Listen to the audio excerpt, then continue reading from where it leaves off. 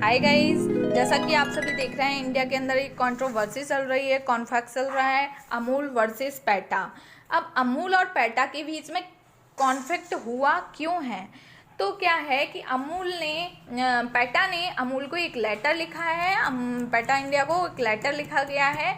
अमूल ने पैटा ने बोला है अमूल से कि आप बिगन मिल्क का यूज़ ज़्यादा से ज़्यादा करें, काउ मिल्क का यूज़ ना करें। तो क्या है कि अमूल ने पीएम नरेंद्र मोदी जी को एक लेटर लिखा है। उसमें कहा है कि पैटा को बैन करने को कहा है इंडिया में। तो पैटा ने कहा कि अमूल से क्या कहा पैटा ने कि बिगन मिल्क यूज़ करें ज़्यादा से ज़्यादा, आप काउ मिल्क का यूज़ ना करें, क्योंकि काउ मिल्क अनहेल्दी होता है।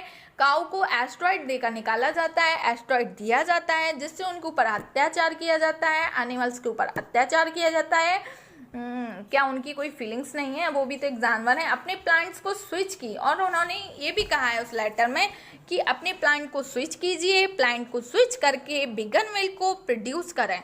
तो सेकंड इनका ये था कि प्लांट को स्विच कीजिए, प्लांट को स्विच करके बिगन मिल्क को प्रोड्यूस करें। और थर्ड इन्होंने ये भी कहा है कि जो जेनेटिक डिसीज़ को भी रोक सकते हैं इससे। जेनेटिक डिसीज़ में कोविड आ गया, कोरोना आ गया, कोरोना के अलावा इसमें जो वो है ना फ्लू वगैरह, स्वाइन फ्लू, बर्ड्स फ्लू, बहुत सारी डिसीजेज हैं। तो उनने ये बोला है कि जोनेटिक डिसीज को भी रोक सकते हैं इससे, क्योंकि जो एनिमल से जो डिसीज हो रही हैं उन्हें भी हम रोक सकते हैं बिगन मिल्क को। इसलिए आप बिगन मिल्क को ज़्यादा यूज़ करें, और बिगन मिल्क को यूज़ करके हम जोनेटिक डिसीज को भी कम कर सकते हैं।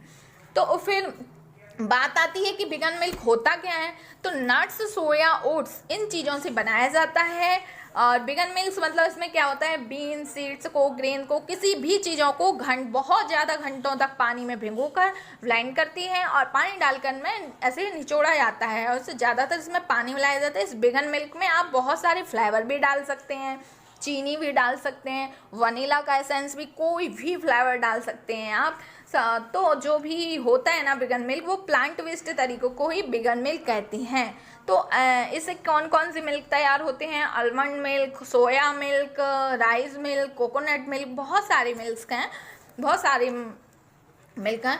तो क्या है, इन्होंने कहा है कि गाय का जो बोला है पैटा ने कि मिल्क अनहेल्दी है काऊ का, पर गाय या भैंस से जो हमें मिल्क मिलता है वो बहुत ज़्यादा, दूसरे उसके बहुत ज़्यादा बेनिफिट्स हैं। हम तो बचपन से पीते आ रहे हैं, हमें तो अभी कोई प्रॉब्लम नहीं, ऐसे कोई भी प्रॉब्लम्स नहीं हुई है। पर उन्होंने अपने तरीके से बोला है कि ये अनहेल्दी है वो इजीली।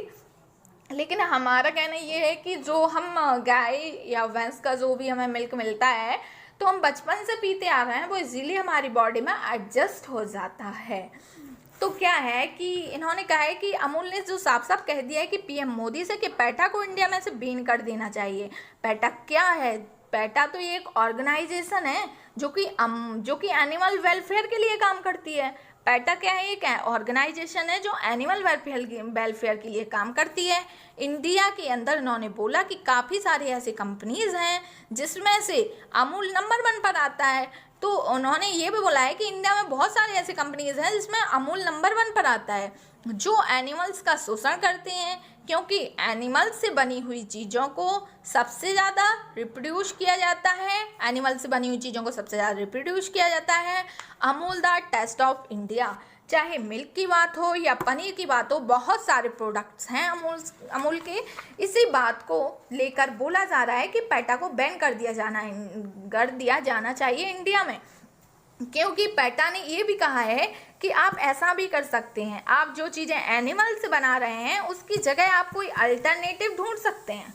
आप जो भी चीज़ें एनिमल से बना रहे हैं उसकी जगह आप कोई अल्टरनेटिव ढूंढ सकते हैं, ताकि एनिमल्स को कंजर्व किया जा सके।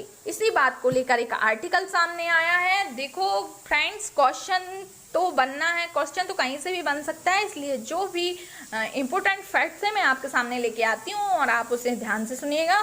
तो सबसे पहले क्या है कि इनका जो एक आर्टिकल सामने आया है विराट कोहली के ऊपर, विराट कोहली वेगनिज्म और नॉट, विराट कोहली वेगनिज्म और नॉट, इस शब्द का मतलब क्या है, इस वर्ड का मीन्स क्या है? तो कोई भी पर्सन ऐसा है कि वो अवॉइड करता है एनिमल से बनी चीज़ों को, कोई भी पर्सन अगर ऐसा है जो अवॉइड करता है एनिमल से बनी चीज़ों को, जैसे कि मिल्क, पनीर, एग, बहुत सारे प्रोडक्ट्स, तो उसे बिगनिज़म की श्रेणी में रखा जाता है। तो वो पर्सन बिगनिज़म की श्रेणी में रखा जाता है। तो क्या है, अब हमें देखना क्या है फ्रेंड्स कि पैटा इंडिया के अंदर एग्जिस्ट करेगा, पैटा इंडिया के अंदर एग्जिस्ट करेगा या नहीं। अमूल अपने प्रोडक्ट के अंदर कोई चेंजेस करेगा, अमूल अपने प्रोडक्ट्स के अंदर कोई चेंजेस करेगा या नहीं। तो थैंक यू गाइस।